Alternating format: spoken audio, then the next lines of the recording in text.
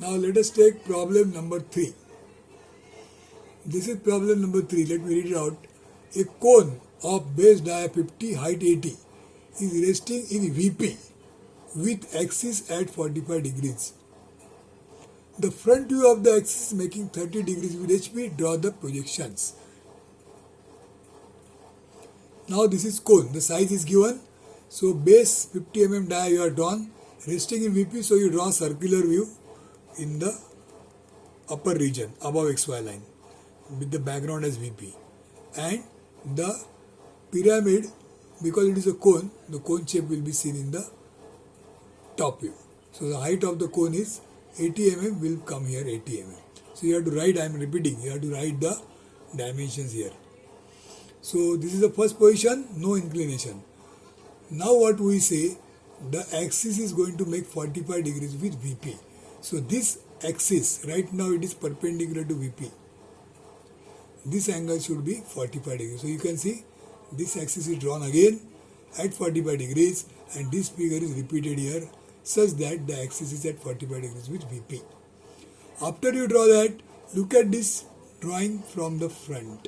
So when you look at this solid from the front, you have to see you will be seeing the revised front view.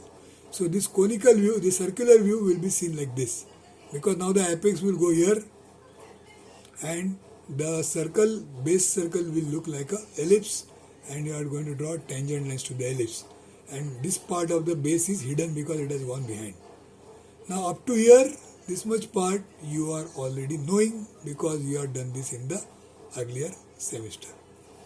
The next part says, which is new for us, the front view of the axis is making 30 degrees with HP. Now which is the front view of the axis? This red line is the front view of the axis. The data says the front view of the axis is making 30 degrees. So now what we do? Are we going to draw locus here? We are not going to draw locus here because the front view itself is making 30 degrees. Suppose this is not given as front view making, it is just written axis is making 30 degrees. That means the true length of the axis is making 30 degrees. In which case, you were supposed to draw the axis at 30 degrees, then you have to draw the locus, and on the locus you have to take this apparent length.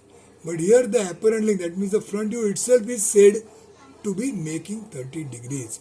So we draw a line at 30 degrees with the HP, this angle is 30 degrees, and on that you show this axis, apparent length of the axis, and repeat this entire figure here. Same figure you have to repeat, taking the reference of the axis drawn here to start with. After drawing this figure, these two are there. Now taking the reference from here and from here, we draw this particular view.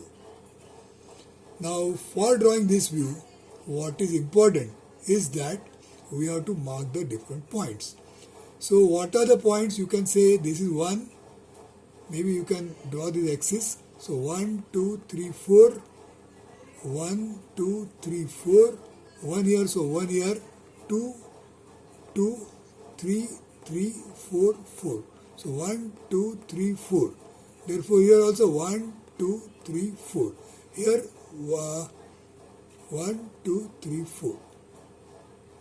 Now this figure is repeated, so again 1, 2, 3, 4.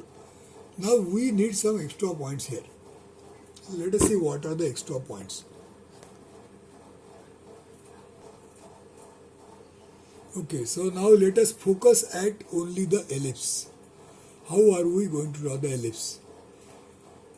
When you mark the point, this is going to be your 1, 2, 3 and 4. Here also you are having the same points 1, 2, 3, 4. Therefore 1, 2, 3 and 4. But what will happen is only these 4 points if you project, they will not be sufficient. So you need some additional points. So if you draw a line like this, which is the last line that is touching to the ellipse. After that, if you draw any line, it will not touch. If you draw any line in this direction, it will intersect. This is the first line which is touching. So this is the point where it is touching. Similarly, if you draw a line in this direction coming from here, that means if you draw a line like this, the first line which will come and touch to the ellipse will be this line. That means the top-view ellipse which you are drawing here should not go beyond this line and beyond this line. Therefore, this is like a limiting line. So you have to draw this limiting line. You have to draw this limiting line. So the ellipse should be fitting between these two lines. You should not go outside this. Now this line is touching here, and this line is touching here. In fact, these 3 points, center and these 2 points, they will be in one line. Now when you draw this line, wherever is this point, maybe you can from this point to this point, you measure the distance, and this distance you mark from here to here, wherever it comes. It will come here. That means this point is going to be here. Now what you do is, you have already numbered the points 1, 2, 3, 4, everywhere 1, 2, 3, 4. You call these points as extra points, call this as P and Q. Point P here and point Q here.